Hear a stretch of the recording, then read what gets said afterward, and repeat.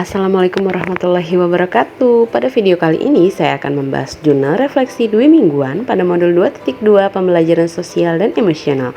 Perkenalkan, nama saya Erika Pratiwi, calon guru penggerak angkatan 9 dari Kabupaten Lampung Utara. Apa itu refleksi model 4C? Pertama, connection. Apa keterkaitan materi yang didapat dengan peran sebagai CGP? 2, challenge.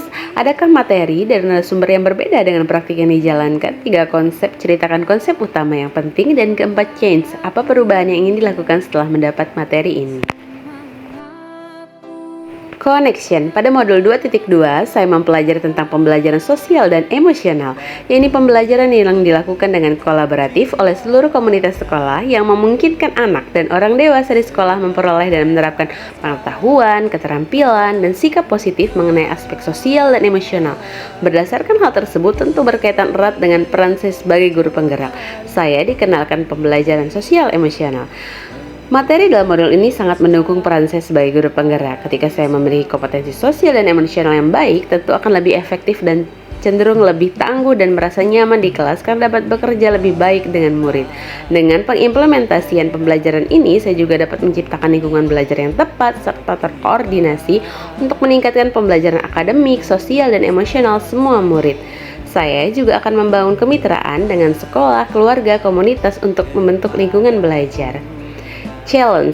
Dari beberapa materi yang saya terima, ada beberapa yang berbeda dengan apa yang sudah saya terapkan. Pertama, sebelum mempelajari, saya berpikir bahwa pembelajaran sosial emosional adalah tentang sopan santun, bagaimana cara berperilaku. Ternyata tidak. Sebelumnya, saya juga berpikir bahwa mengintegrasikan pembelajaran sopan santun atau cara seorang anak bersikap terhadap guru, teman, dan kegiatan pembelajaran di kelas serta di sekolah. Berarti saya sudah mengimplementasikan pembelajaran sosial emosional. Ternyata tidak.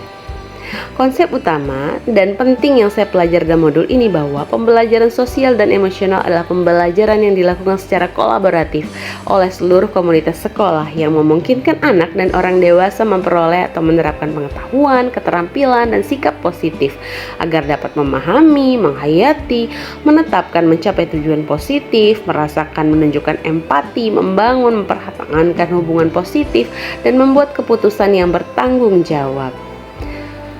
Pembelajaran sosial dan emosional ini dapat dicapai dengan cara penciptaan lingkungan belajar yang tepat, kemitraan dengan sekolah, keluarga, dan komunitas, kemudian kurikulum dan pembelajaran yang jelas dan bermakna, serta evaluasi yang berkala.